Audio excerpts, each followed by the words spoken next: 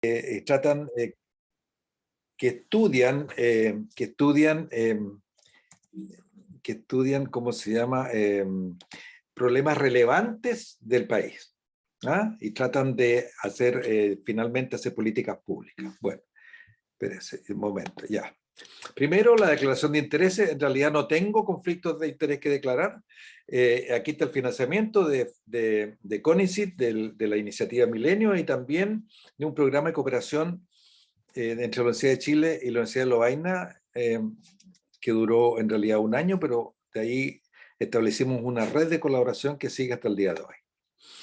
Ahora, el esquema de la charla, esto es lo que voy a hablar: los fundamentos del nuevo paradigma de investigación en psiquiatría, el problema del pleomorfismo clínico de la depresión y de toda la patología mental, o sea, de la heterogeneidad de los síndromes, de los cuadros, que hace muy difícil en realidad la investigación. Ya les voy a explicar por qué. Después quiero contarles acerca de nuestra perspectiva en el estudio de la depresión, y para eso voy a dar algunos datos acerca de quiénes somos en el Instituto MIDAP. Y después voy a entrar más a lo específico: ¿qué sabemos sobre el impacto de los traumas tempranos en la psicopatología adulta? Y ahí voy a hablar de la interacción gen-medio ambiente, y me voy a meter un poco en neurociencia genética y en epigenética. Y después, más específicamente, también el impacto del maltrato infantil o de la adversidad temprana de vida en la estructura, la función y la conectividad del cerebro, para terminar dando algunas ideas acerca de qué consecuencias tienen estos hallazgos para el tratamiento de los pacientes. Así que ustedes se fijan, vuelvo a la clínica después de un paseo por la ciencia básica. Entonces, veamos un poco el contexto. ¿Qué pasaba en la psiquiatría del siglo XX? En el siglo XX, en la época que yo me formé, en la época de los años 70, la verdad es que lo que encontrábamos eran muchas psiquiatrías mutuamente excluyentes. Existía una psiquiatría biológica que trataba de buscar los fundamentos biológicos de las enfermedades mentales, con el concepto que ya había sido, el principio que había sido formulado el siglo XIX por un neuropsiquiatra alemán, que dijo: las enfermedades mentales son enfermedades del cerebro. En el sentido de que eso fundamentó lo que se ha llamado el paradigma lesional en psiquiatría y en neurología.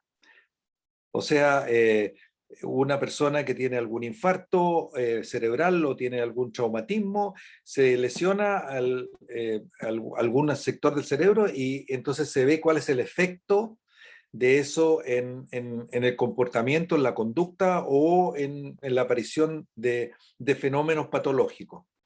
Entonces, bueno, eso, la psiquiatría biológica evolucionó mucho, porque eso ya, el paradigma lesional dio origen a un paradigma en realidad anátomo-estructural, a un paradigma de biología molecular, en fin, etcétera, diferente, ¿ya? Pero había también una psiquiatría psicodinámica, psicoanalítica, que decía que las enfermedades del cerebro también pueden originarse en problemas de la biografía, un paradigma, una psiquiatría conductual, ¿ah? Una psiquiatría comunitaria, en fin, muchas psiquiatrías mutuamente excluyentes porque no conversaban entre sí. O sea, no había ninguna manera de comunicarse entre sí, entre las distintas psiquiatrías. Por lo tanto, era un paradigma desintegrado, a diferencia del resto de la medicina, que ya desde hace mucho tiempo ya tenemos un paradigma integrado, basado en la psicopatología, perdón, en la fisiopatología. Entonces, en el siglo XXI, la verdad es que esto, yo les voy a decir cuál es el nuevo marco para la investigación mente-cerebro, que ha sido formulado, ha ido siendo compuesto por diferentes personas. Quizás la más importante, vamos a hablar un poco más adelante de él, ha sido Eric Kandel, que es el padre, por así decirlo, de la epigenética que relaciona, digamos, la enfermedad mental y los tratamientos, o sea, la psicoterapia con los cambios cerebrales, que fue el premio Nobel del año 2000. Y este es otro, esta es la formulación de un genetista y un psiquiatra y también un epistemólogo americano que se llama Kenneth Kendler, que el año 2005 formuló unos principios, ¿ah?, que llamó el pluralismo integrativo. Ustedes se fijan, van a empezar a ver La palabra pluralismo, la palabra complejidad, la palabra heterogeneidad, son todas palabras que son propias, digamos, del trabajo científico y diría yo, más allá de la neurociencia, en realidad está abarcando toda la ciencia actual. Piensen ustedes, el ejemplo más claro es el tema del cambio climático. No se puede enfocar, ni entender, ni tampoco manejar desde una sola disciplina, ni siquiera desde dos, ni siquiera desde cinco. O sea, y ni siquiera desde la interdisciplina, sino tenemos que llegar a una transdisciplina. O sea, entender que las distintas disciplinas van a dar van a dar distintas herramientas para manejar el problema y distintas herramientas. Piensa usted que el cambio climático, obviamente, hay un tema de geología, de climatología, hay un tema de paleoclimatología, pero también hay, como es producido por el hombre, del antropoceno, en realidad también tenemos que entender cuál es el comportamiento humano. Por lo tanto, también la sociología, la economía, la psicología social, en fin, se tienen que hibridizar toda esta ciencia, y por eso te digo que es transdisciplinario. Bueno, pero vámonos a la psiquiatría. Mire, las personas que consultan irremediablemente por experiencias que cuentan. O sea, la psiquiatría, a diferencia del resto de la medicina, que se basa en signos que podemos medir a través de auscultar, por ejemplo, el corazón o los pulmones de una persona, o verle signos en la piel, en fin, etcétera. En psiquiatría, el 99% de los síntomas sobre los cuales hacemos los diagnósticos se basan en experiencias llamadas en primera persona. La ciencia objetiva, está escrita en tercera persona, digamos, ¿te fijas? En cambio, esto es en primera persona. O sea, yo cuento y digo, tengo angustia, o estoy sintiendo unas voces, o estoy viendo cosas que no sé si existen o no, alucinaciones. Pero todo esto son relatos. Yo no veo las alucinaciones ni escucho las voces. Me refiero a la persona que está en la segunda persona, ¿te fijas? Lo que sí puedo sentir emociones que me contagia la otra persona. Entonces puedo tener un conocimiento a través de la empatía, y eso es el conocimiento en segunda persona. Entonces tenemos eh, las experiencias en primera persona, que son la base del diagnóstico psiquiátrico. Tenemos también la segunda persona, que es lo que le pasa al entrevistador, al psicólogo o al psiquiatra, cuando entrevista a una persona y le habla de ciertas cosas y le transmite angustia, le transmite pena, le transmite emociones.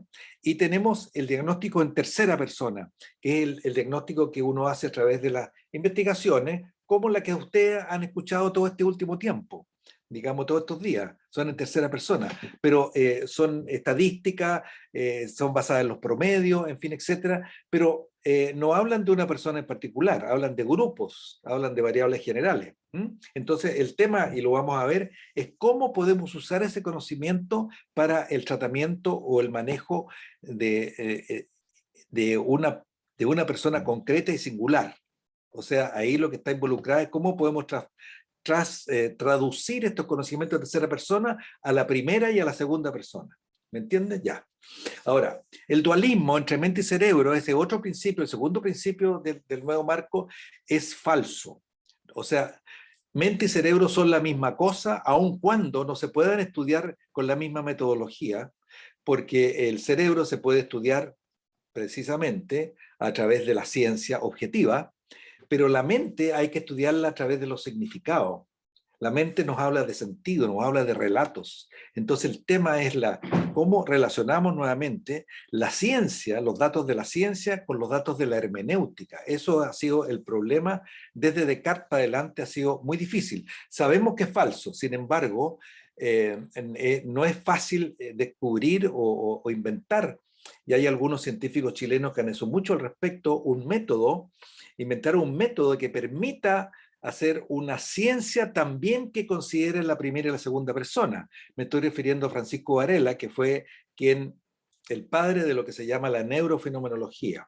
Entonces, el epifenomenalismo, o sea, la mente como un epifenómeno, como un producto simplemente del cerebro, es falso. Y tenemos que pensar que la causalidad, cuando estudiamos causalidades, obviamente van desde el cerebro a la mente, obviamente, o sea, si yo me pego en la cabeza y me hago una lesión en el lóbulo temporal o en el lóbulo frontal, eso se me va a manifestar a través de fenómenos mentales, pero también hay una causalidad de mente a cerebro. Todo lo que se llama el campo de las enfermedades dependientes del estrés, que hay muchas que son enfermedades médicas o enfermedades psiquiátricas, como los cuadros conversivos, disociativos, o todo el tema del impacto del trauma en el cerebro, y lo vamos a ver, digamos, cómo eso es más en concreto, en realidad es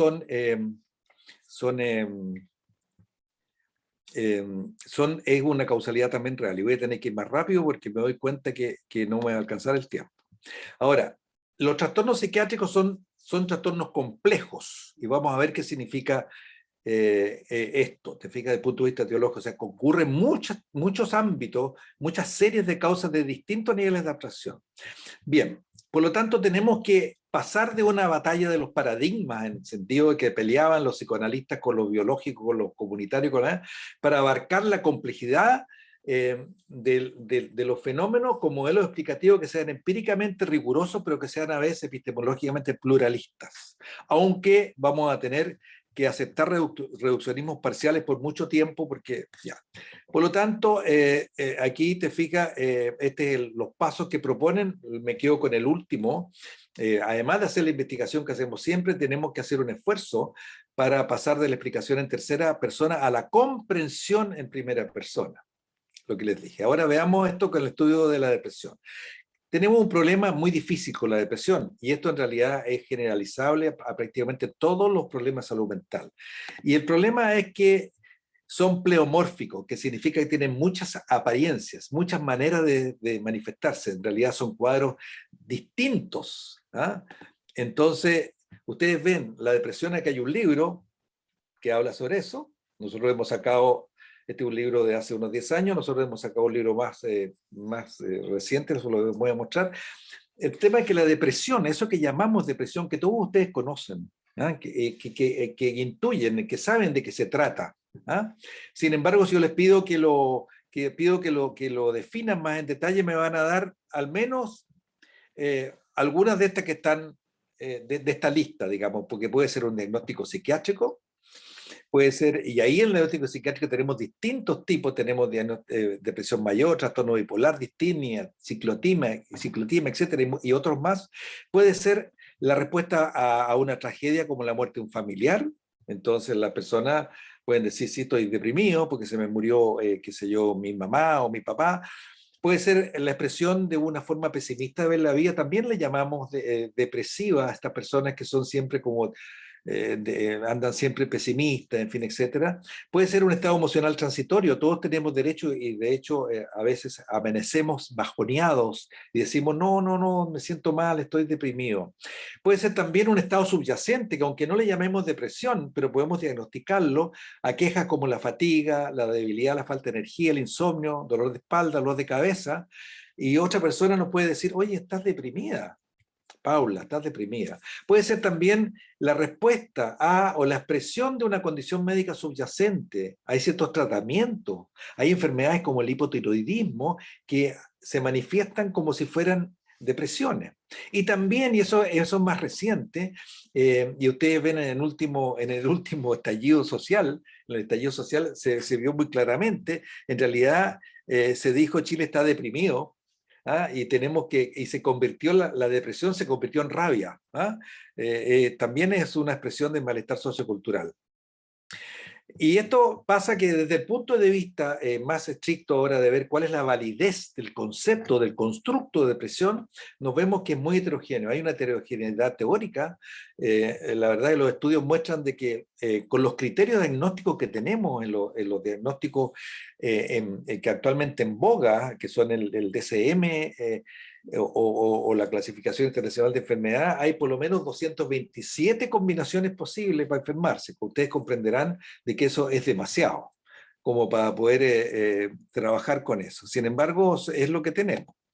También hay una heterogeneidad debido a la instrumentación, porque aquí ustedes verán la ciencia siempre, de aquí estamos nuevamente en este tema de la tercera persona, el estudio objetivo, tiene que usar instrumentos, y estos son escalas que tratan de medir la depresión en una población. Aquí hay 7 escalas diferentes que son las más usadas, o unas de las más usadas, y ustedes ven, estas en el fondo le dan importancia a distintos síntomas, o hay algunos síntomas que no, por lo tanto también nos va dando una heterogeneidad en el resultado. Eh, También el fenotipo, fíjate que aquí hay el 84%, perdón.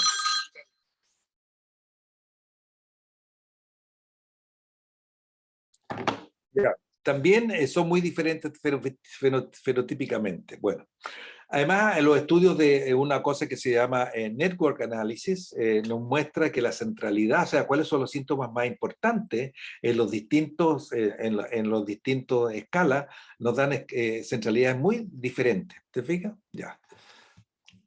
Bien, sigamos. Entonces, la verdad es que concluimos que, fíjense, el constructo de depresión no es un constructo válido. Eso es súper grave porque resulta que todas las investigaciones que tratan de relacionar eh, cuadros sindromáticos con etiologías asumen que los cuadros sintomáticos son homogéneos, porque solamente ahí podemos atribuirle una etiología. ¿Ah? Pero si el constructo no es válido, o sea, no representa lo que realmente pasa en la realidad, entonces tenemos un pecado original en la investigación en psiquiatría y salud mental. ¿Ah? Y eso puede explicar por qué no hemos podido emparejar la etiología con la nosología. Entiende, la nosología es el diagnóstico con la etiología. Miren lo que dice este señor Thomas Insel, que fue director del Instituto de Salud Mental Nacional en Estados Unidos hasta hace no mucho. Dice, la debilidad de nuestros sistemas diagnósticos es su falta de validez. A diferencia de nuestras definiciones de la enfermedad cardíaca isquémica, del linfoma o del SIDA, los diagnósticos de CM o de la clasificación internacional de enfermedades están basados en un consenso acerca de conjuntos de síntomas clínicos, no en una medida de laboratorio objetivo.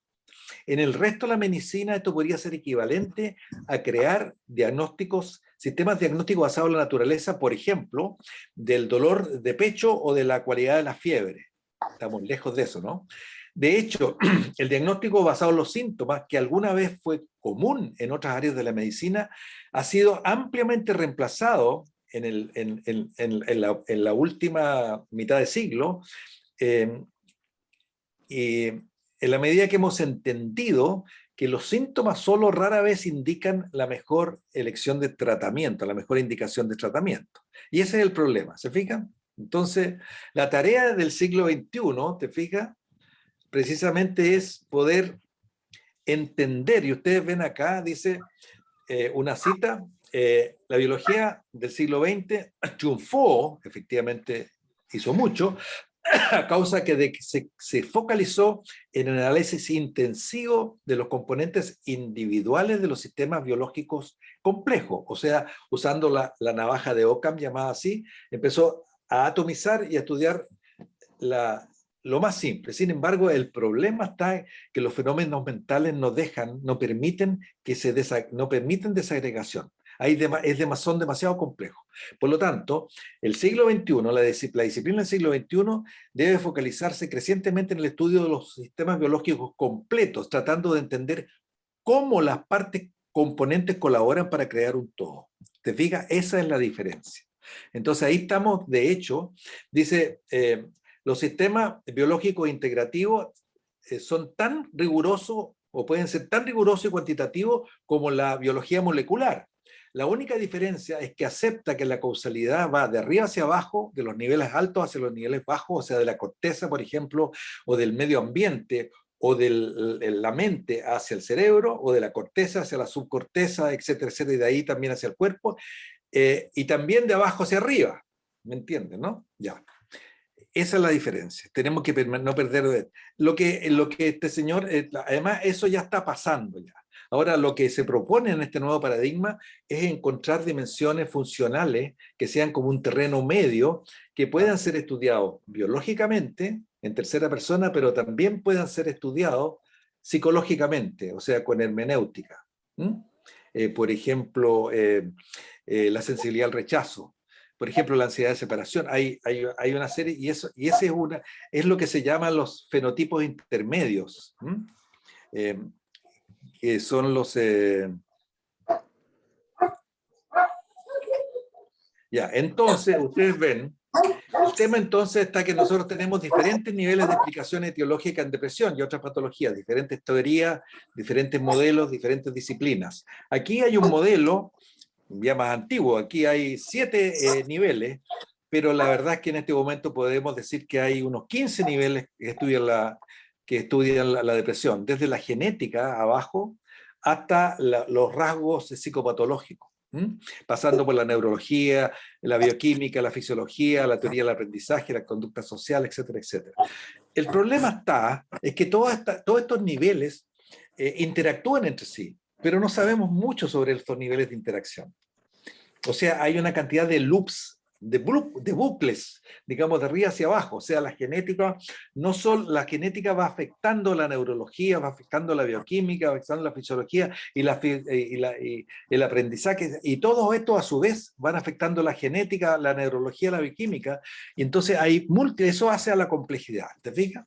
Ya, ahora un breve excurso, un desvío hacia cuál es nuestra perspectiva de estudio. Considerando todo lo que he dicho, entonces se crea el Instituto Milenio para la Investigación de la Depresión y Personalidad, que es un centro científico que reúne a psicólogos, psiquiatras, profesionales de diversas áreas de las ciencias sociales y de la salud. O sea, es un equipo multidisciplinario para generar conocimientos basados en una comprensión multidimensional de la depresión en interacción con la personalidad, para maximizar la eficacia de intervenciones y políticas, o sea, de instaurar tratamientos basados en los mecanismos, considerando todos estos niveles etiológicos diferentes.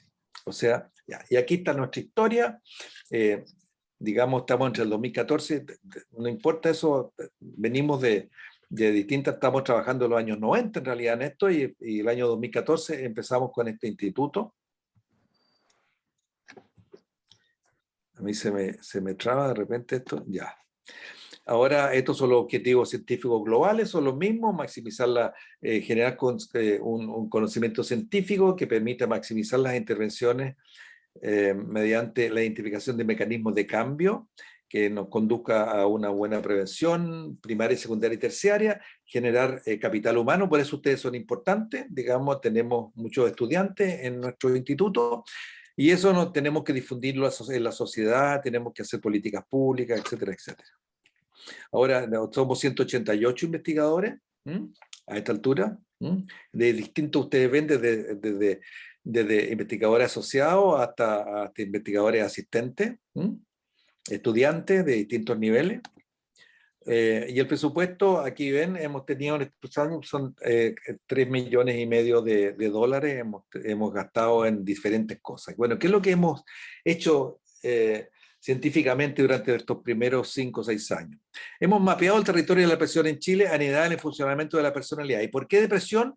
Porque es un problema mundial que produce altos niveles de discapacidad, porque es una carga individual y social con un alto gasto en salud mental, porque es además susceptible de intervenciones en los distintos niveles, primario, secundario y terciario, y porque en Chile tenemos un 20% más de prevalencia que el promedio mundial. O sea, en Chile el 15,8% de la población mayor de 18 años reportó haber experimentado síntomas depresivos en el último año, y un 6,2% de la población, que es un 20% más del promedio, que está bajo el 5% mundial, fue diagnosticada con esta patología. Pero lo más impresionante e impactante de todo es que la prevalencia mundial, las diferencias, digamos, entre hombres y mujeres en el mundo es de 2:1. Eso significa que por cada 2 mujeres deprimidas hay un hombre deprimido. En Chile es de 5:1, lo cual necesita explicación, obviamente, explicación científica, y eso lo hemos estudiado. Ya. ¿Y por qué depresión y funcionamiento de la personalidad? Precisamente porque la personalidad para nosotros es y los distintos variables que podemos estudiar la personalidad son algo así como estos fenotipos intermedios, o sea, pueden ser estudiados desde el punto de vista biológico, pero y también pueden ser estudiados desde el punto de vista psicológico. Y porque la personalidad es un factor de predisposición o de vulnerabilidad para el desarrollo de la depresión y de otras patologías. Además, los rasgos de personalidad influyen en la forma como la depresión se manifiesta clínicamente, o sea, eh, contribuyen a la patoplástica, o sea, modifican la presentación y además determinan la eficacia de los tratamientos y de los procesos de cambio psicológico. Y este es el modelo, una perspectiva multidimensional que es inter y transdisciplinaria. Estos son los distintos boxes que hemos estudiado, la depresión en la cultura, en el contexto social, desde el punto de vista de la teoría evolucionaria, todo el tema, hemos estudiado las cogniciones, las emociones, la conducta, la psicopatología, la genética. No tenemos plata para estudiar imagenología porque eso implica un enorme costo no, así que decidimos estudiar genética. Espérate, ya, nuestra perspectiva, te fijas, el pluralismo integrativo y explicativo. Ustedes ven, esto es más o menos, es complicado, o sea, es una red, póngale depresión, póngale qué cosa, digamos, son distintos, te fijas, todo relacionado con todo. Por lo tanto, esto implica la trans y la interdisciplina permanente. Nosotros hemos publicado en estos 5 años, últimos años, hemos publicado 280 publicaciones, las cuales 250 son de alto nivel científico, y hemos publicado 2 libros que salieron precisamente estos últimos 2 meses sobre depresión y disfunción de la personalidad, y sobre teorías etiopatogénicas y modelos en depresión, que yo soy el editor, en Springer Nature, que es la editorial más importante de literatura médica y científica en el mundo. Pero ¿qué hemos aprendido en estos años? En suma, ¿no? Hemos aprendido que la depresión es un concepto polisémico, o sea que tiene muchas significaciones, y un constructo psicopatológico heterogéneo, que está inserto y depende de variadas funciones psicológicas que agrupamos en el concepto de personalidad. La depresión, hemos aprendido que es un fenómeno complejo, o sea, esto significa, lo vamos a ver más en detalle, es una combinación de factores clínicos, por ejemplo, diagnósticos biológicos, socioeconómicos, culturales, ambientales y comportamentales que se asocian estadísticamente con el pronóstico clínico. Hemos aprendido acerca de la importancia teológica de los determinantes sociales, especialmente de la diversidad temprana, y hemos aprendido también que diferentes perfiles depresivos relacionados con el estilo de personalidad, que sean autocríticas o personalidades dependientes, tienen una especificidad fenotípica, psicológica y neurofisiológica que requieren estrategias psicoterapéuticas diferenciadas. La depresión, así, no es una enfermedad homogénica, su tratamiento debe seguir el tipo de perfil depresivo que exhibe el paciente. Por lo tanto, destacan 2 conceptos centrales, te fijas, el concepto de patología compleja y el concepto de importancia teológica de la adversidad de vida temprana, los llamados determinantes psicosociales de la enfermedad mental. Ahora, un poco más, ya les dije qué es lo que es una patología compleja. Son a la combinación de factores clínicos que se asocian estadísticamente de distintos niveles, se fijan, biológicos, diagnósticos, socioeconómicos, culturales, de personalidad, etcétera, etcétera. Y en un paciente individual, estos factores pueden ser protectores o pueden ser de riesgo. ¿Ah? Y el nivel de complejidad total resulta de la suma de los riesgos. Entonces tenemos el concepto de complejidad acumulativa que intenta explicar cómo los factores de riesgo se acumulan e interactúan para influir en los resultados de la atención en salud.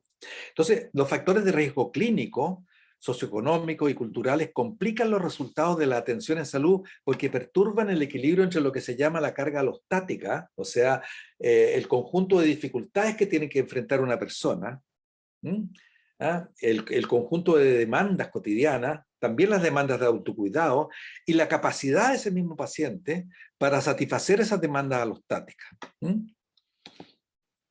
Ahora, nosotros en los diagnósticos están basados básicamente en la severidad. O sea, una persona puede tener síntomas depresivos leves y en realidad no alcanza el punto de corte de la severidad y no está clínicamente deprimido.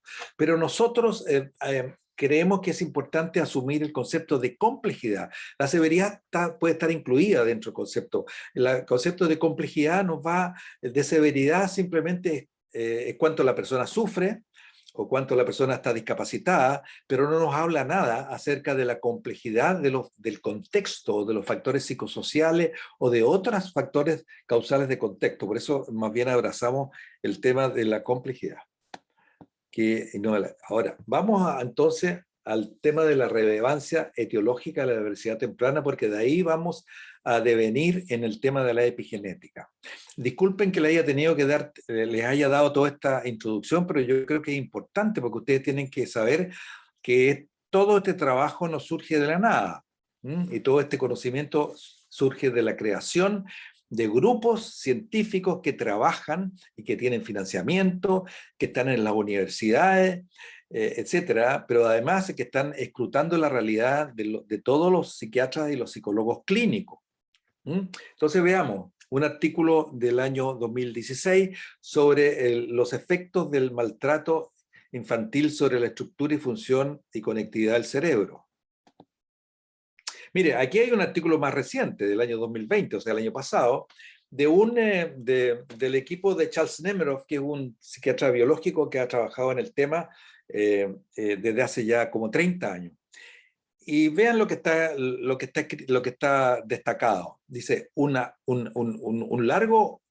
conjunto de evidencia, un gran conjunto de evidencia ha demostrado que la exposición al maltrato infantil en cualquier etapa del desarrollo puede tener consecuencias de larga duración y se asocia con un marcado aumento en el riesgo para las enfermedades médicas y psiquiátricas. ¿Se fijan?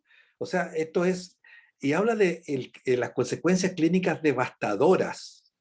O sea, es un tema ya gigantesco en realidad. Aquí, cuando yo entendí esta cosa, yo que soy formado como médico, por lo tanto formado en el modelo biomédico, que tiende a pensar de que, de que el cerebro es un cerebro aislado, de que lo que pasa dentro del cerebro es lo que causa la enfermedad, dadas ciertas condiciones ambientales. ¿Ah? Te fijas, esto es lo que llamamos el modelo de vulnerabilidad. Bueno, la verdad es que a mí se me dio vuelta. Se me dio vuelta porque resulta que se me dio vuelta hacia un modelo biopsicosocial, porque resulta que la adversidad temprana es el impacto, así como hay un impacto del ser humano en la naturaleza, que es lo que llamamos el antropoceno.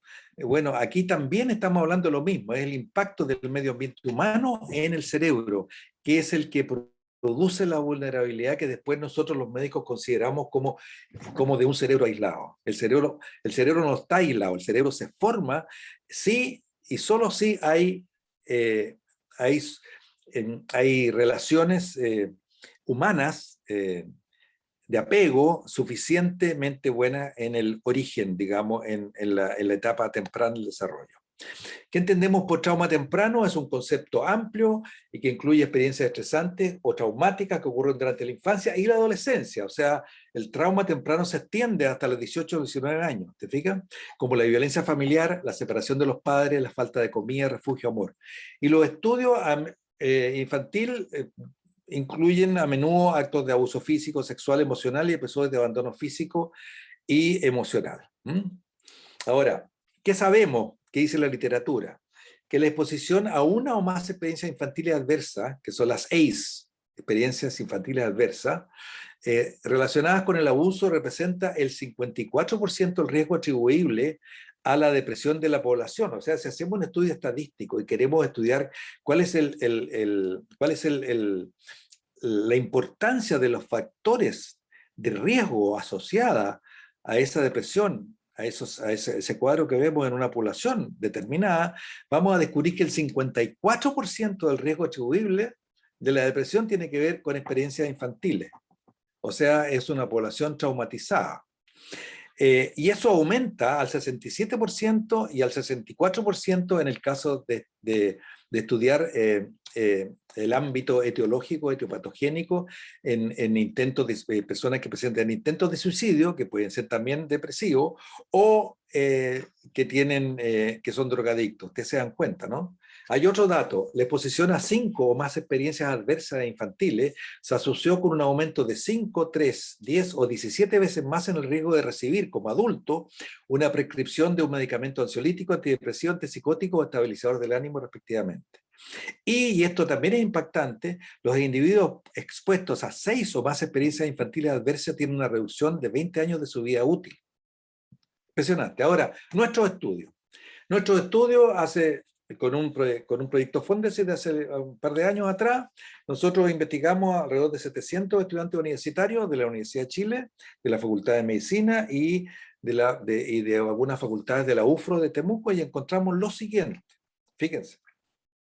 El 44% de estos 700, 44,7%, o sea, casi la mitad de estos estudiantes universitarios de los primeros años, revelaron con instrumentos, digamos, de medición de población, que se llama el CTQ, Child Trauma Questionnaire, revelaron o reportaron haber sufrido algún tipo de abuso, y dentro de los cuales el abuso emocional fue más importante. ¿Qué es lo que es el abuso emocional?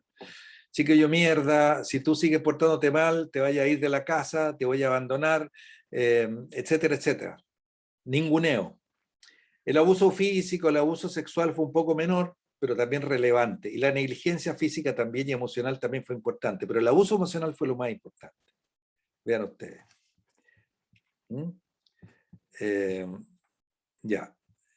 Ahora, esa misma población, Disculpe que encontramos le que el interrumpe. 28,1% de eso tenían síntomas depresivos. No es que estuvieran deprimidos porque estaban, sino síntomas, no alcanzaban, no le hicimos un estudio clínico de patología conspicua, sino que vimos los síntomas depresivos. O sea, hay distintos instrumentos, aplicamos uno que es un instrumento muy validado. El 28, recuerden ustedes que el 15,7% de la población general tiene síntomas depresivos. Los estudiantes universitarios, o sea, ustedes o muchos de ustedes, están mucho más deprimidos y más ansiosos, están sometidos a más estrés que el promedio de la población general.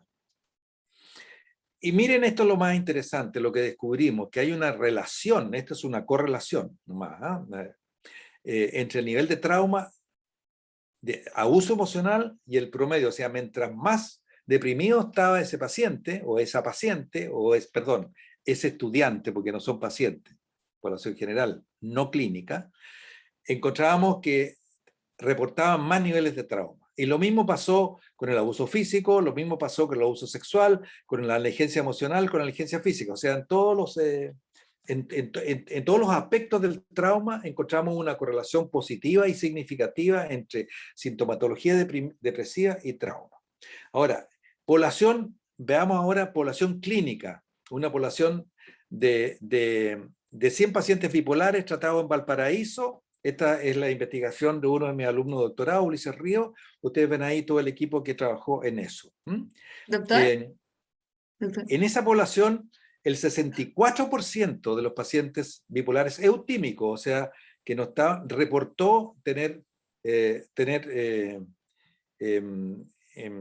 trauma, de los cuales el más importante fue el trauma sexual.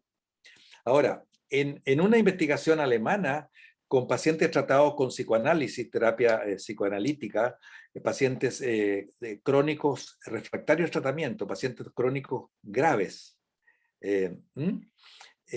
reportó, y esto se dice 75%, pero después hay otro estudio que lo sube a un 80%. ¿Qué podemos decir? Que mientras más severa la adversidad temprana, más compleja y severa la patología del adulto. Ustedes se fijan, desde una población no clínica a la población clínica. Ahora, ¿qué es una cosa increíble? ¿Te fijas? Aquí a mano izquierda está la relación entre el maltrato físico, el maltrato infantil y el curso clínico del trastorno bipolar. Ahí hay una línea de puntúa, después de puntito, que explica que todo eso, esas rayas que están arriba, que hablan la dispersión, digamos, de distintas variables que se estudiaron, son significativas. Ya, o sea, la severidad de la manía, la severidad de la depresión, la severidad de la psicosis, la comorbilidad con otros trastornos, la comorbilidad con ansiedad, abuso de sustancias, etcétera, etcétera, etcétera, etcétera. Todas esas se relacionaban con el maltrato infantil. O sea, el curso de la bipolaridad es mucho más grave cuando esos pacientes tienen maltrato infantil y va a ser en la medida del maltrato infantil. Además, otra cosa bien impresionante, ustedes conocen, han escuchado el tratamiento del litio, que es un tratamiento biológico que tiene que ver con los canales de calcio, etcétera, etcétera, y que es el mejor antiestabilizador del ánimo que conocemos. Fíjense ustedes, en los pacientes que tienen trauma infantil, el litio, los pacientes responden menos. Esto es muy interesante porque una causalidad psicosocial, totalmente psicológica, o sea, mental. Ustedes ven la causalidad de arriba hacia abajo, ¿no? Que es como el maltrato infantil que produce alteraciones cerebrales que hacen que el tratamiento biológico sea ineficaz. Eso es muy interesante. Ahora, ¿qué es lo que pasa en Chile? Tenemos una cultura de educación violencia. ¿Por qué tanta violencia en la educación? Fíjense, un estudio longitudinal de la primera infancia de la tercera ola del año 2017 mostró que el 62,5%, son 17.000 hogares, es una muestra totalmente representativa, o sea, están todos ustedes representados también.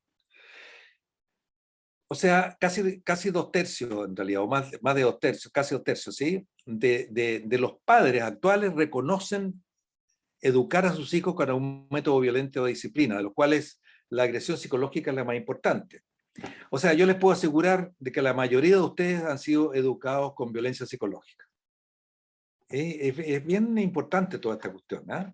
Porque esto habla de un tema cultural, y un tema que obviamente, todo el tema del maltrato que se habló en el estallido social tiene que ver con lo mismo. Yo creo que esta violencia, que es violencia doméstica, el estallido lo que hizo fue sacarla a la calle, por así decirlo, ¿no? Se manifestó en la calle.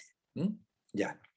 Ahora, los estudios internacionales muestran de que entre los diferentes subtipos de trauma infantil, precisamente el abuso emocional se destaca como el riesgo, como el factor de riesgo más significativo de los mecanismos envueltos en la patogénesis y la depresión.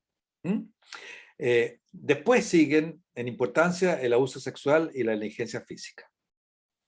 Ahora, una cosa más relevante aún, y muy relevante para la psicoterapia, es que la alteración cerebral que produce el maltrato infantil es altamente específica al tipo de maltrato. ¿Ah? Miren, la violencia doméstica se asocia con la atenuación y volumen del volumen y grosor en porciones de la corteza visual y con una disminución de la mielinización del tracto de fibra clave que interconecta los sistemas visual y límbico. Esto no puedo explicarlo en detalle porque ya estoy pasado el tiempo. El abuso sexual se asocia con una reducción bilateral sustancial del volumen de la sustancia gris en la corteza visual primaria y en las salas corticales de la asociación visual. El abuso sexual infantil se asoció con una reducción de parte de la corteza visual involucrada en el reconocimiento emocional facial y con el adelgazamiento de porciones de la corteza somatosensorial involucrada en el procesamiento de sensaciones táctiles de los genitales. Ustedes pueden ver, una niña, por ejemplo, que fue abusada de pequeña sexualmente, no es raro que después, cuando grande, cada vez sin tener ninguna conciencia de aquello, cuando empieza su primer contacto sexual con un pololo, por ejemplo, y el pololo empieza a acercarse a la zona genital, ella va a responder con angustia y con, llamémoslo así, con anestesia. ¿Te fijas? Ahora, todo esto, por supuesto, bueno, ese es el problema, ¿te fijas? Entonces, ese es el problema. Doctor. Estos cambios son lo que los clínicos llamamos memorias corporales, embodied memories, en los pacientes traumatizados que se despliegan como memorias procedurales en la situación terapéutica. Ya. Ahora, el impacto del abuso infantil sobre la estructura, la función y la conectividad del cerebro. Y aquí, fíjense, recién estoy cayendo en el tema probablemente tal, pero no podía sino dar esta introducción. Aunque sea demasiado larga, yo creo que es importante porque ustedes están muy Doctor, sumidos en un modelo biomédico y biologicista muy reduccionista, inevitablemente, porque ese es el modelo. Mire, el desarrollo cerebral está dirigido, vamos a hablar de epigenética, por los genes, pero está esculpido por las experiencias. Fíjate la diferencia, está dirigido pero esculpido particularmente por aquella ocurrida durante los periodos críticos o sensitivos del desarrollo temprano, hasta la adolescencia. La verdad es que hasta los 30 años. ¿Ah?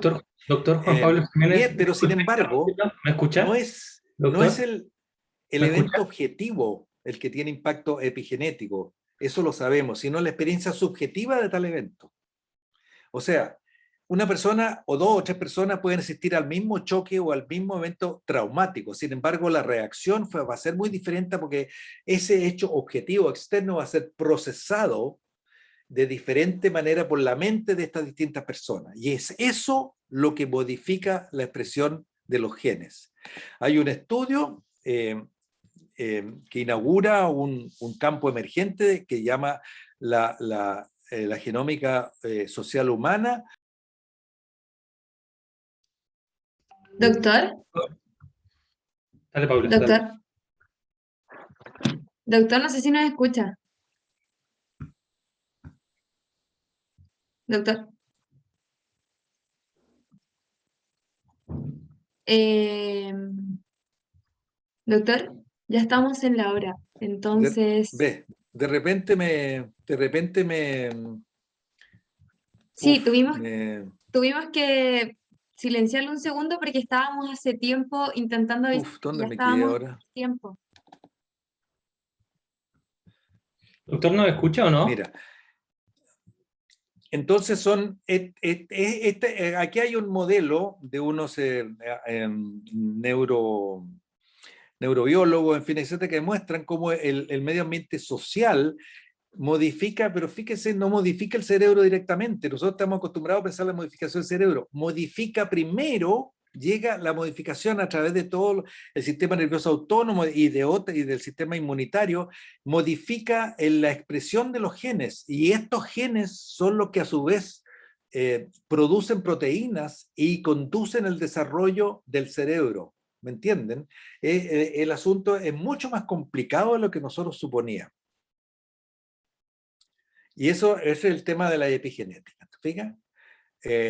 Y aquí quien plantea este asunto, en primer lugar fue Eric Kandel, que fue un científico, un psiquiatra de formación psicoanalítica, que el año 2000 le dieron el Premio Nobel de Medicina y Fisiología, y él plantea 5 principios. Dice, todos los procesos mentales, incluso los procesos psicológicos más complejos, derivan de operaciones del cerebro, eso lo sabemos. Segundo, los genes y sus productos proteínicos son importantes determinantes del patrón de interconexiones entre las neuronas del cerebro y de los detalles de su funcionamiento. Tercero, los genes alterados no explican por sí solos toda la varianza de una determinada enfermedad mental grave. Los factores sociales o de ese desarrollo también contribuyen de forma muy importante. Cuarto, las alteraciones de la expresión genética inducida por el aprendizaje dan lugar a cambios de los patrones de las condiciones neuronales. Y finalmente dice, en la medida en que la psicoterapia es eficaz y produce cambios a largo plazo en el comportamiento, presumiblemente lo hace a través del aprendizaje, produciendo cambios en la expresión genética, epigenética, que alteran la fuerza de las condiciones sinápticas y cambios estructurales que alteran el patrón anatómico de la interconexión entre las células nerviosas del cerebro. Se fijan, es a través de los cambios epigenéticos, de los cambios intracelulares, eso es muy importante, muy importante. Bueno, yo la verdad que yo creo que ya no tengo más tiempo ya, ¿no es cierto? Así que no voy a poder pasarles todo el rollo, toda la culebra que tenía preparado, pero yo creo que pueden darse con satisfechos. Voy a terminar con una sola cosa, entonces podemos considerar a la psicoterapia y a las distintas formas de psicoterapia como una droga epigenética. Ese es un concepto de este señor Stahl del año 2011, me parece interesante, ¿te fijas? Y aquí lo voy a mostrar simplemente, con esto termino, que nosotros estamos estudiando esto y uno de mis alumnos, que es un médico, que se acaba fíjese, en agosto, el 3 de agosto de este año, dio su examen doctoral, y que hizo este es el título de su disertación doctoral, mentalización y cambio epigenético en psicoterapia de adolescentes diagnosticados con personalidad borderline.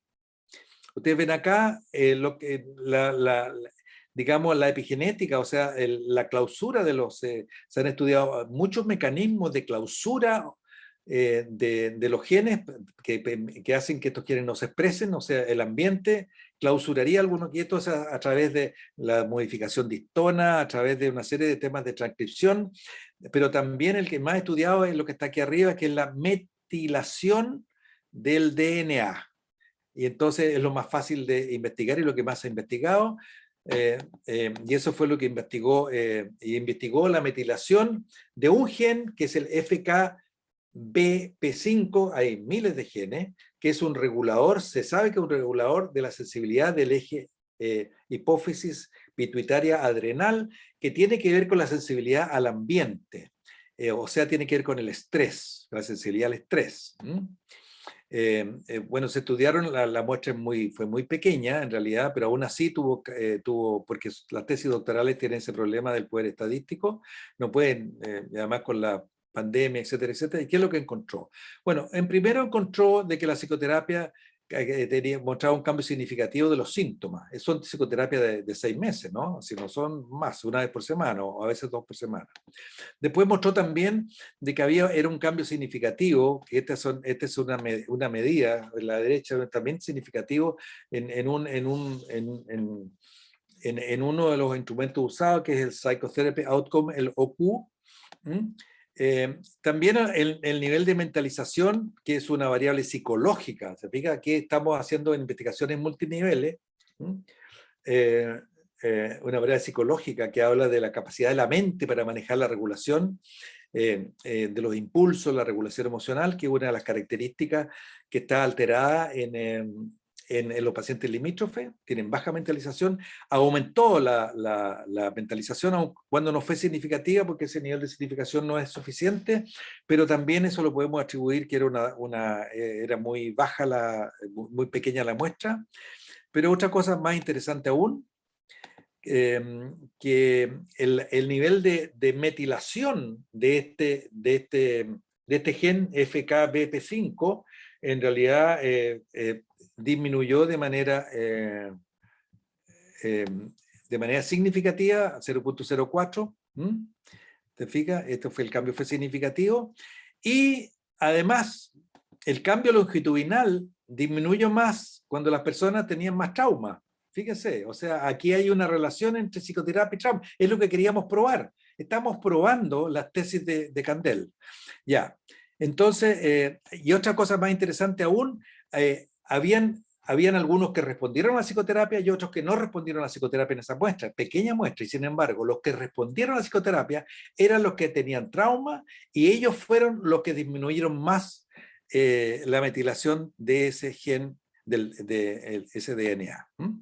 Y esto lo probó en una muestra, simplemente lo había probado ya el año 2013, el mismo Némeros del cual hablé, que los pacientes que tienen trauma responden mejor a psicoterapia que a los medicamentos. Por lo tanto, efectivamente, ya. Y yo creo que voy a quedar acá porque ya me estoy pasando demasiado. Lo que quiero decirles solamente, quizás esto, que necesitamos más investigación que correlación en la fenomenología clínica, las alteraciones mente-cerebro, los polimorfismos genéticos, de los cuales no le hablé, pero formaba parte original de esta charla, y el impacto epigenético del trauma antiguo. Ustedes ven ahí los distintos tipos de estrés de vida tempranos van a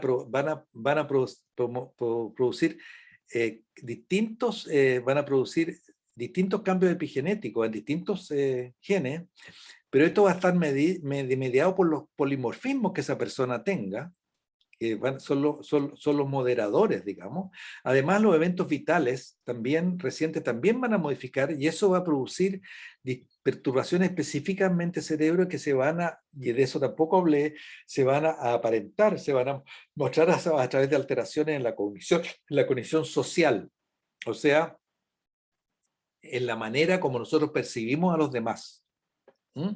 Y eso es lo que nos va a dar distintas presentaciones clínicas y por lo tanto eso va a dar cuenta del fenotipo heterogéneo. Este es el modelo que tenemos nosotros de nuestro programa de investigación. Ya, no voy a hablar más de esto.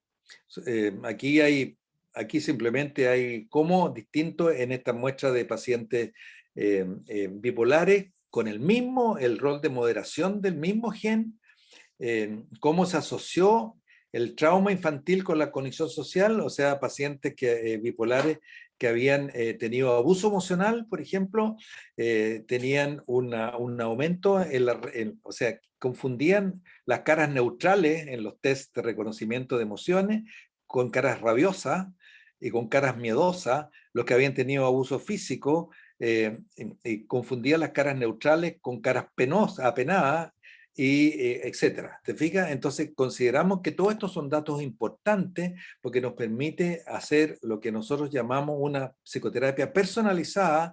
De acuerdo, vamos a poder tener indicadores biológicos en el futuro que nos va a permitir también mostrar cuáles son las formas específicas como esa persona se interactúa con el terapeuta y con el psiquiatra para poder actuar de esa manera.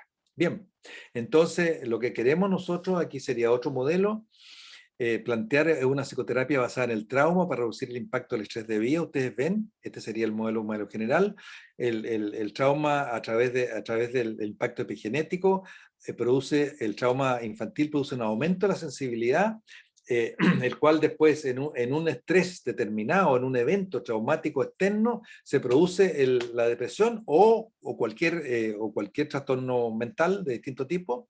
Y ahí después, como la depresión es autolimitada, después remite, entonces ahí vendría una terapia psicológica cuyo efecto sería precisamente hacer una modificación epigenética para que se reduzca el impacto del trauma que vendría posteriormente de la vida. Por lo tanto, esta línea roja sería trauma más terapia y la línea azul sería trauma más terapia. Ustedes ven que el impacto es mucho mayor en una segunda, pues la depresión es recurrente y la segunda, tercer y cuarto episodio depresivo es siempre más grave que los primeros. Bien, yo creo que quedamos acá. Nosotros estamos trabajando, este es mi equipo. Entonces, esto sería todo. Muchas gracias por la atención. Y me pasé bastante. 1 hora duró mi presentación. Y voy a dejar de... ¿Me escucha? Ya. Paula, tienes que abrir tu... ¿Aló? Yo no sé si tenemos tiempo para alguna pregunta o lo dejamos acá. Sí, pero tiene que subir a... No sé si nos lee, pero me parece que nos tiene bajo nivel de... Mi interés, como les dije, es poner el estudio científico en un contexto clínico, en un contexto utilitario, porque nosotros somos científicos, pero a la vez somos profesionales de la salud mental. Por lo tanto, tenemos un deber ético. Una de nuestras funciones, o nuestra primera función es aliviar el sufrimiento de quienes nos consultan a través de tratamientos individuales o tratamientos grupales o de políticas públicas. Y para eso debemos saber utilizar todo este conocimiento que nos da la ciencia básica. Pero tenemos que saber aplicarlo y ahí hay un gap, una enorme brecha entre la ciencia básica y la ciencia, digamos, la clínica, que es lo que nosotros tratamos precisamente de llenar. Y ahí ese es el ámbito en el cual se desarrolla nuestra investigación y la investigación de nuestro Instituto Milenio de Investigación en Depresión y Personalidad. Perfecto. Yo no sé si nos pueden Aquí hay una escuchar. pregunta, no sé, parece que hay varias preguntas, yo no sé cómo... Bueno, hay muchas cosas que no se saben. Espérate, voy a echar una pequeña... Nos quedan 7 minutos y estamos cerca del tiempo, estamos en el tiempo, ya. Jaja, me quedo ya, muy bueno, pero no la corten, muy buena, dale tiempo, por favor, no hay problema, digo ya. Entonces, ya, me alegra que muchos digan que les fue interesante para ustedes. Oye, sí, el PPT lo tienen.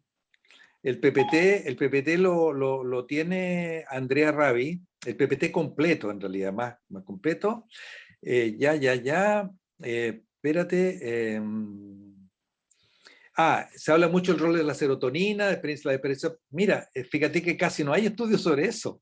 Hay un estudio finlandés, que es un estudio con que no habla de la experiencia traumática, sino que habla del impacto de la psicoterapia en el nivel de la recaptación de la serotonina en el espacio intracelular, y que muestra que el tratamiento medicamentoso aumenta la oferta de serotonina, pero no cambia la densidad de los receptores de serotonina, a diferencia de lo que hace la psicoterapia, que no solo aumenta la oferta de serotonina en el espacio intersináptico, sino que además aumenta la densidad de receptores en las áreas comprometidas. Por lo tanto, ahí también, ya. Bien. Bueno, ¿qué rol atribuye la situación histórica de una sociedad en el efecto del trauma infantil, la estructura del cerebro y la depresión? Bueno, les voy a responder no con un... Ustedes sacarán las conclusiones. Ustedes sacarán las conclusiones. ¿Me están escuchando bien? Ustedes sacarán las conclusiones. El estudio alemán que les decía que mostraba que un 80% de los pacientes en tratamiento psicoterapéutico, psicoanalítico, que eran pacientes depresivos crónicos refractarios al tratamiento medicamentoso, ese estudio mostró en un estudio de las fichas y de los tratamientos propiamente tal, que eran todos, casi todos, el 80% eran personas traumatizadas, extremadamente traumatizadas, porque eran todos criados en la guerra y la posguerra.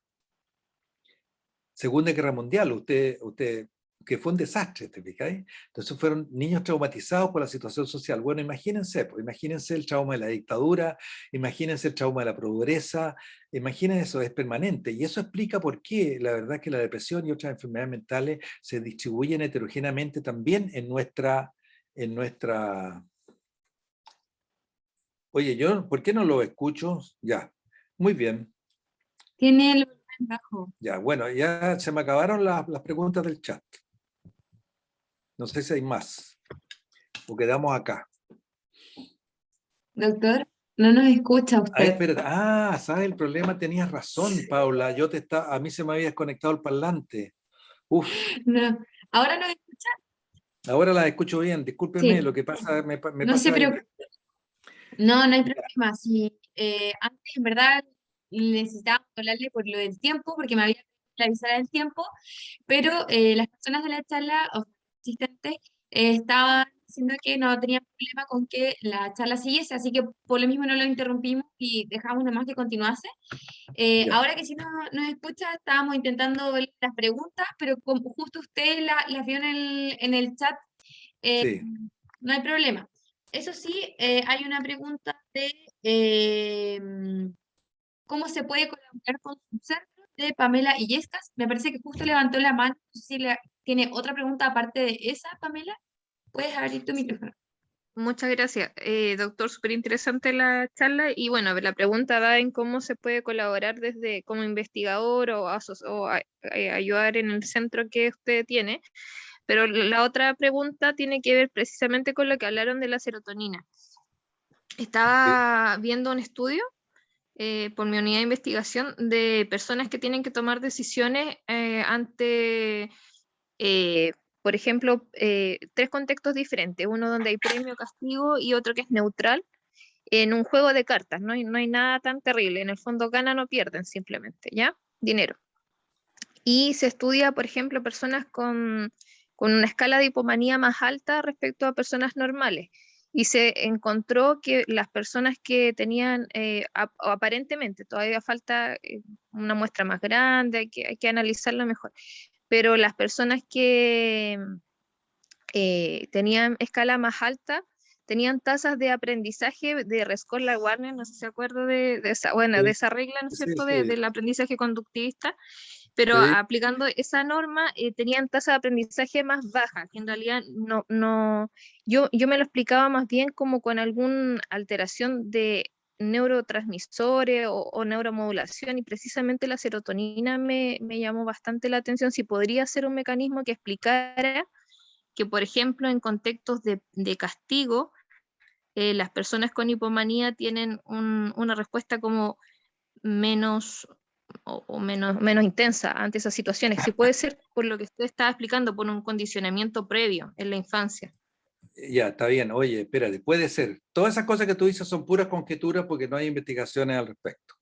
La verdad es que los neurotransmisores cumplen distintas funciones y los genes cumplen distintas funciones y estamos recién empezando a investigar esto. O sea, sabemos muy poco. Yo no sé, espérate, es que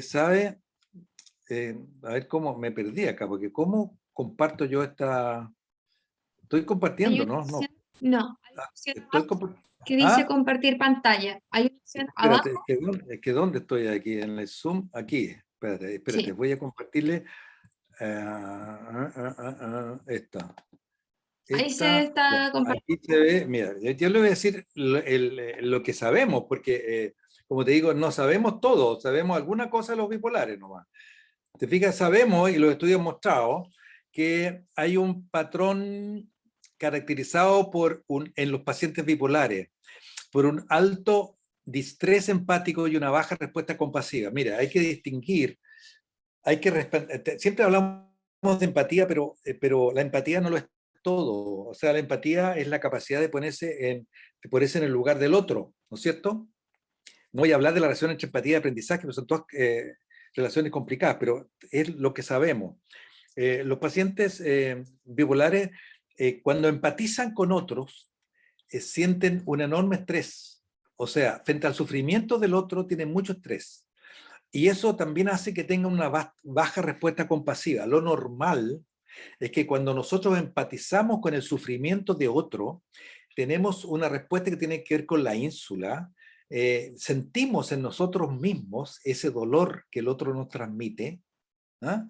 Por ejemplo, y tendemos a actuar de alguna manera compasivamente, o sea, tratamos de ayudar al otro. Por lo tanto, empatía y compasión son dos funciones que están muy relacionadas, pero son diferentes.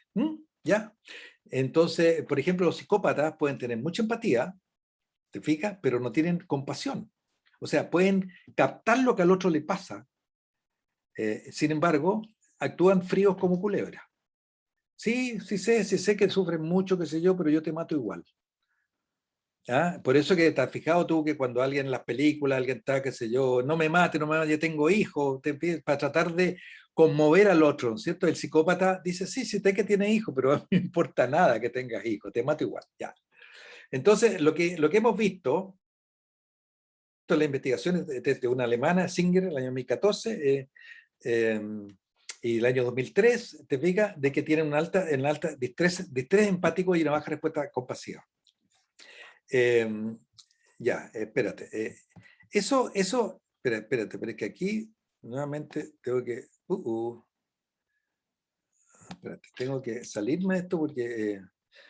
entonces, ahora, eso se relaciona, ¿te fijas? Eso es lo que hemos visto en estas investigaciones, que tiene que ver con la neurocognición. Ahora, eso explica...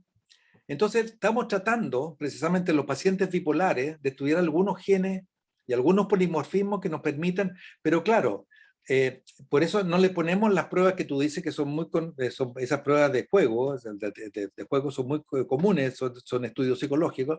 Nosotros estamos usando otras pruebas que son de reconocimiento facial.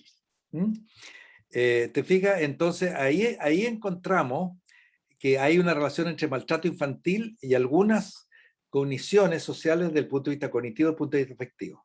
Y eso es lo que yo le dije. Hay pacientes que tienden a reconocer más la rabia, etc. Eso es lo que sabemos. Lo que tú dices es especulativo, parece muy interesante, pero habría que hacer una prueba, relacionar todo eso con los niveles de serotonina, porque si no es tan... Claro, es tan precisamente fácil. esa es la duda, como si ustedes trabajan en esa línea. No, es que no trabajamos, mira, no trabajamos en esa línea. Como te digo, este es el nivel de línea que estamos llegando y ahora estamos postulando a financiamiento para seguir trabajando en esta línea. Pero obviamente hay que trabajar en equipo, esa es la idea. Ya, no sé, hay otra, parece que había otra pregunta, ¿alguien levantó la mano? Francisco Millar, ¿puedes abrir tu Sí, micrófono? sí, A ver, hola, ¿me escuchas? dilo Sí. que... Sí, sí. Muy buena charla, gracias por la información. Mi pregunta es que hay autores que señalan que para medir adecuadamente la depresión, no solamente hay que medir los síntomas clásicos, como anedonia, estar todo el día echado en la cama, que son como lo mide, por ejemplo, el DCM, el CIA, sino que estos autores plantean que hay que medir también síntomas de depresión externalizante, como conductas de riesgo o irritabilidad. Esta perspectiva, según señalan los autores, es especialmente útil en hombres, ya que en hombres se dan harto estos síntomas de depresión externalizante. Pero actualmente lo que se hace en las mediciones como a gran escala, por ejemplo, en la Encuesta Nacional de Salud, es que se usan instrumentos clásicos como el CIDI, que se basan en síntomas como en el DSM. Mi pregunta es, ¿qué piensa usted sobre medir la depresión con síntomas externalizantes? Oye, Yo por lo menos veo una ventaja que se puede predecir mejor el suicidio, por ejemplo. oye, espérate. Tú llegaste, no llegaste al principio de mi charla. Un poquito después, justo. Ya, ¿Hablo de eso mismo? sí, pues es que espérate, yo ahora voy a mostrarte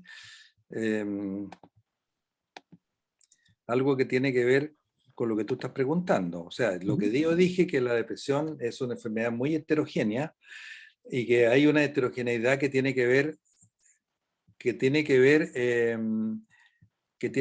con la instrumentación. Y ahí tienes toda la razón tú. O sea, la depresión se puede medir con hay muchísimos síntomas o líneas que se pueden medir, muy heterogéneas. Espérate, déjame, estoy buscando los diapositivos que yo mostré aquí, parece que está. Esto te fija la centralidad de los síntomas. Aquí están todos los síntomas, incluso los Doctor, externalizantes y todo. está compartiendo la pantalla. Ah, no estoy No compartiendo está pantalla. compartiendo su pantalla. No. Espérate, déjame ver entonces cómo comparto pantalla, porque ya. Ya.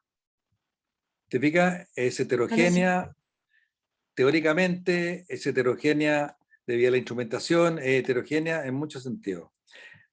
Los síntomas no son igualmente centrales, qué sé yo. Bueno, ahora te voy a mostrar el tema de la complejidad, por eso decimos que es complejo y depende de lo que yo quiera estudiar, tendré que estudiar distintos... espérate, aquí está. Por eso nosotros queremos, más que la severidad, estamos estudiando la complejidad.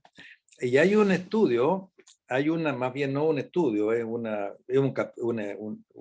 artículo muy importante del señor que fue el que hizo el estudio de lo externalizante y lo internalizante, o sea, hace ya bastantes años. ¿Te fijas? Mira. Y él plantea que la patología mental, además de los factores externalizantes e internalizantes, que te permite dividir la varianza de todos los trastornos mentales en estas dos tendencias, digamos, a vivirlo más al interior como un fenómeno psicológico, más en las mujeres, y más externalizante, más en la conducta de los hombres, que sería ligado al género. Además de eso, hay un factor P, que es un factor general de psicopatología, en la estructura de los trastornos psiquiátricos, que él analogó con el factor G del estudio de la inteligencia. Los que son psicólogos acá entenderán que cuando se estudió inteligencia se descubrió que había un factor general de inteligencia, más allá de las inteligencias emocionales, de las distintas inteligencias matemáticas, verbales, qué sé yo. Bueno, aquí hay un factor G que explica mejor el tema, y esta es la pirámide. Ustedes ven factor P hacia arriba.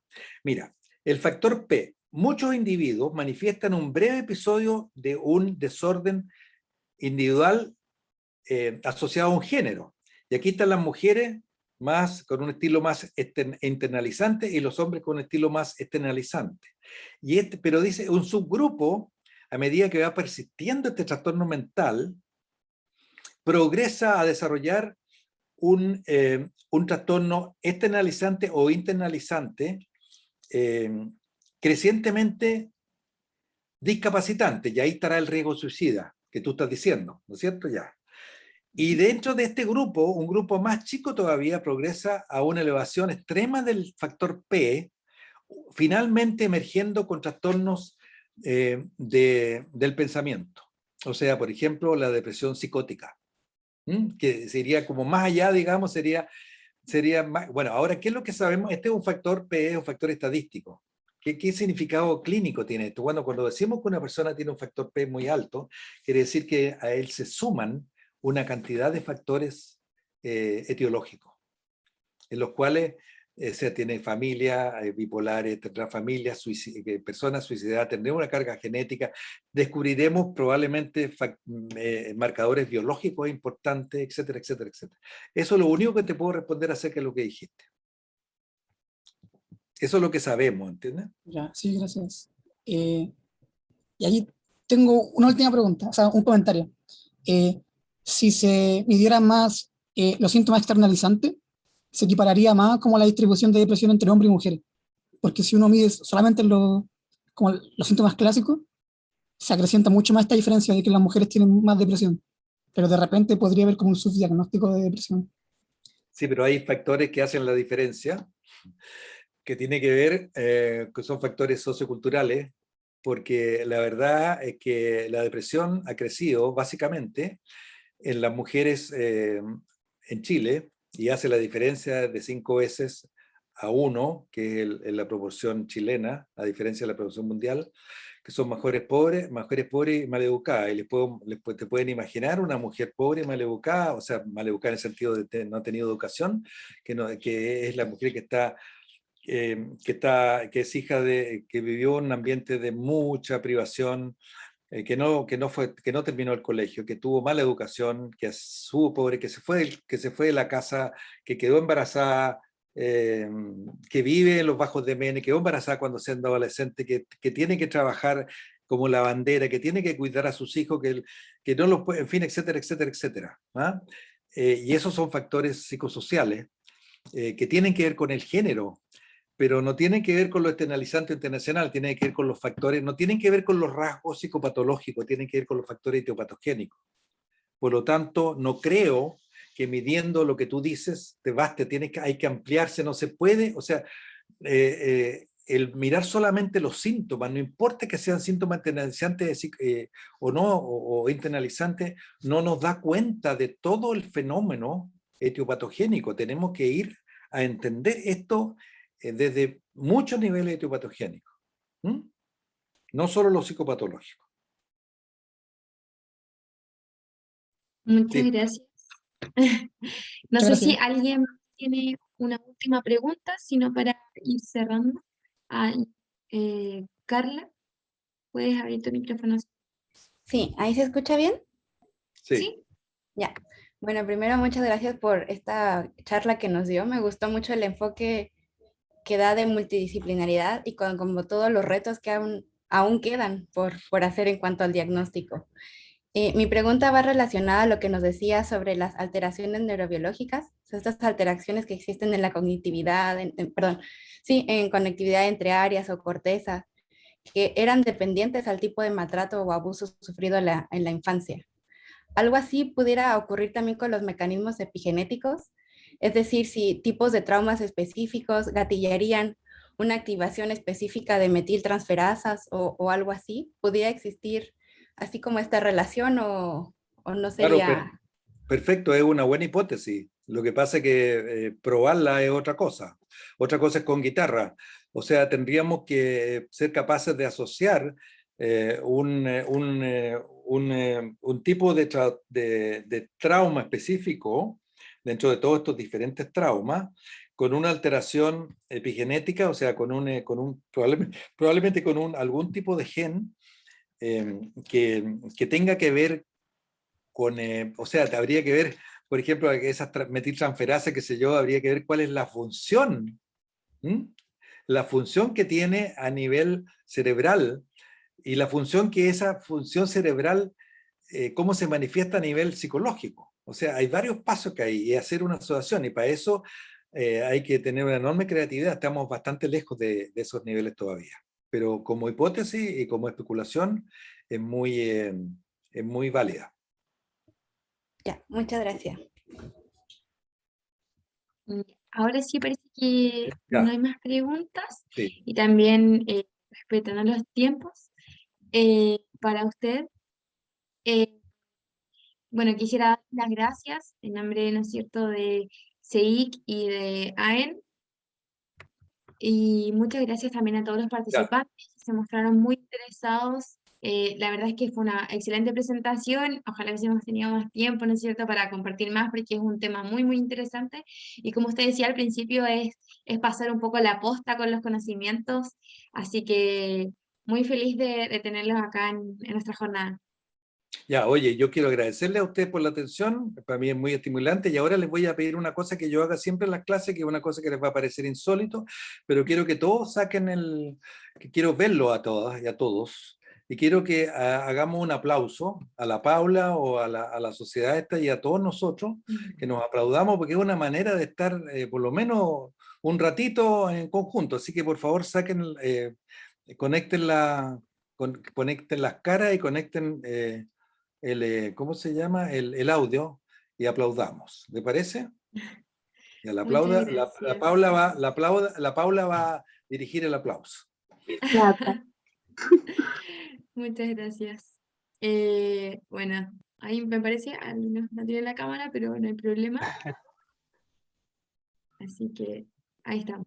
Ahí terminaron, me parece. Ya, ¿Sí? vamos. Ahora sí. Muchas gracias por su presentación y a todos por asistir. Muy buena presentación. Ya, chao. Estén muy bien. Luego. En la tarde siguen las charlas, así que estén atentos a las redes sociales y al correo. Hasta luego. Chao, chao. Chao, chao.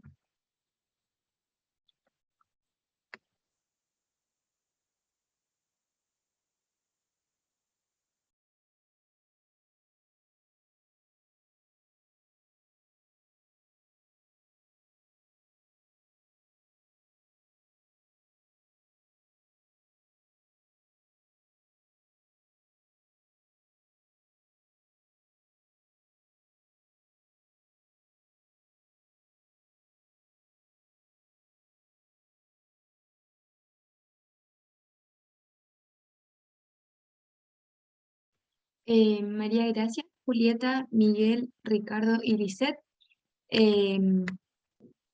Vamos a salir de esta sala, por si pueden, por favor, salir de la sala.